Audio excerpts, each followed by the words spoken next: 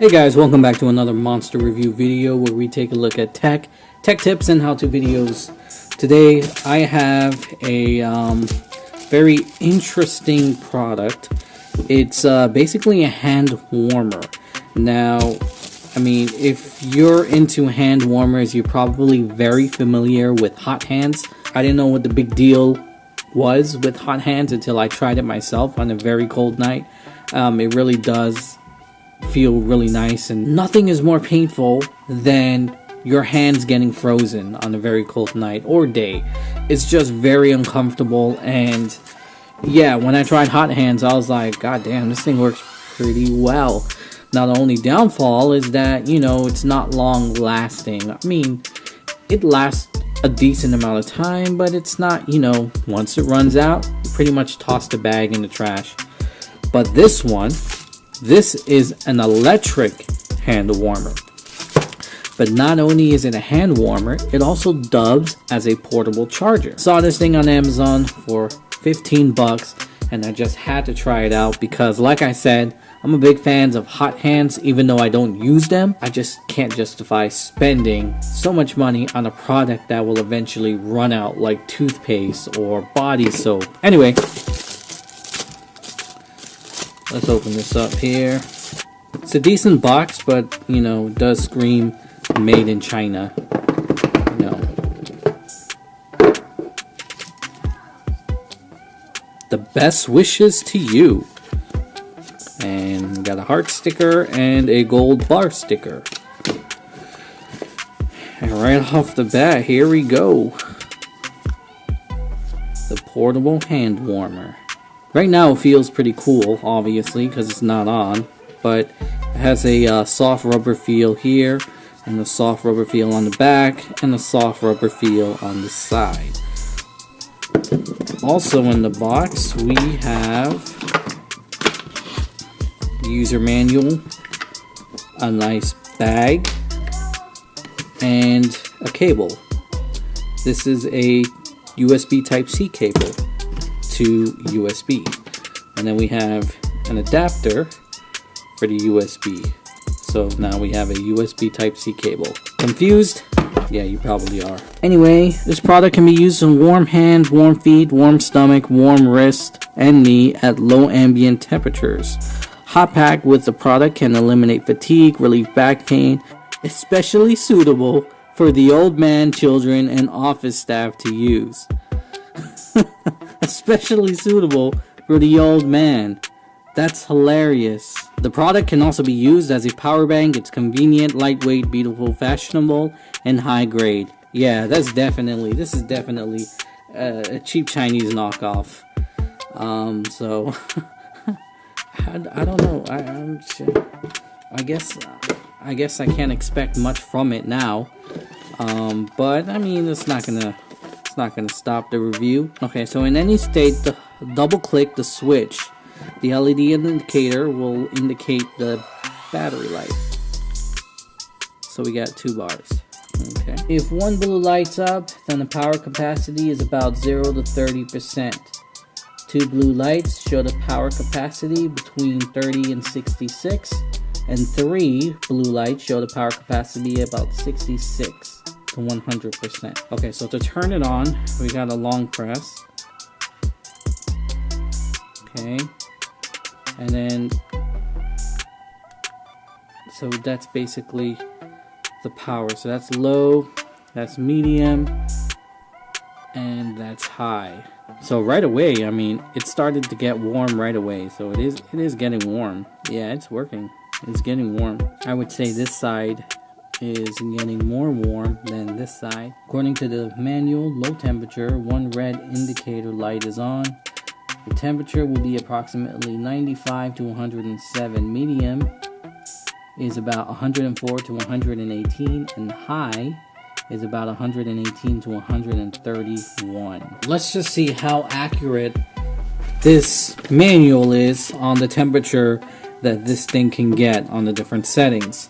So we're at level 1, and according to the manual, the level 1, like I said before, is between 95 and 107 degrees Fahrenheit. Well, let's take a look. Level 1, we're getting 117 degrees Fahrenheit. Now we're getting 119, 120.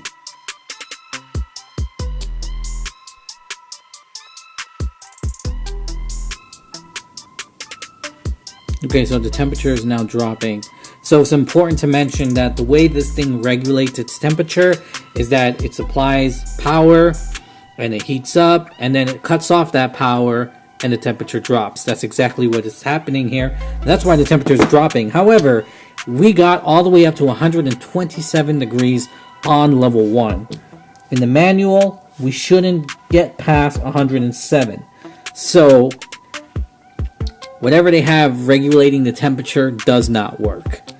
And to further test that, let's go ahead and put it into level 2. And let's see what kind of temperatures we get at level 2. We'll just wait until this thing heats up a little bit.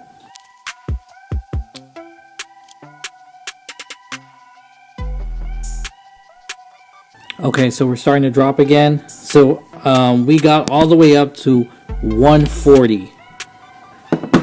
On level 2, we should not get higher than 118. We're reaching a temperature of 140 degrees Fahrenheit. That's insanely hot. Now let's just bump it up one more notch and see how hot this gets.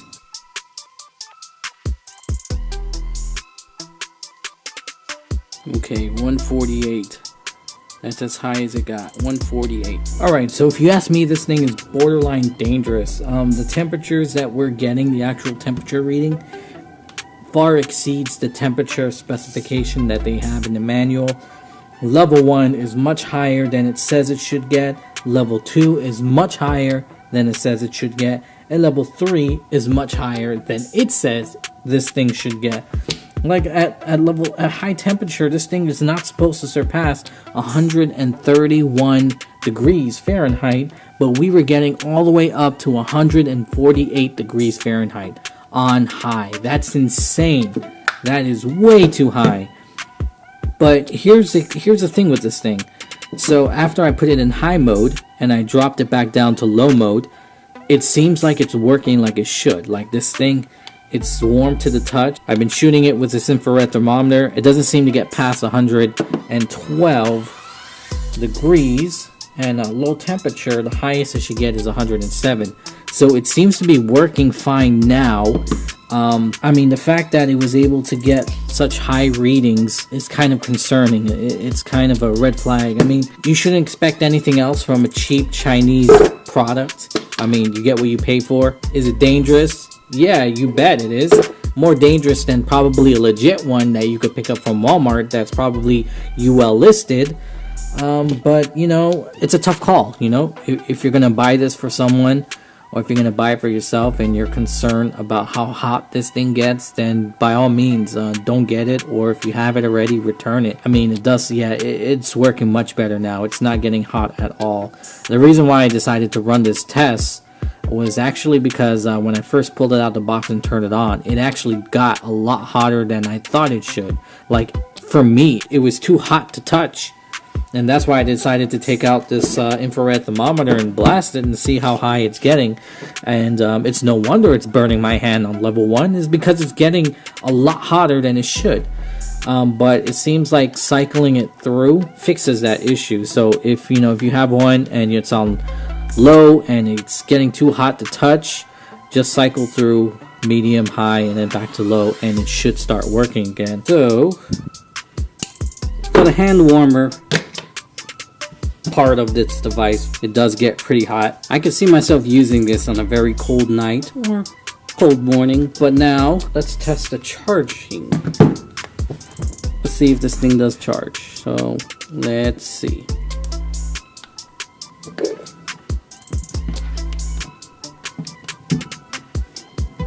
Oh yeah, there you have the super short review on this very interesting power bank slash hand warmer. But it does work as a hand warmer, and it does work as a portable power bank. But thanks for watching, and I hope to see you in the next one. Take care and be sure to subscribe. Peace.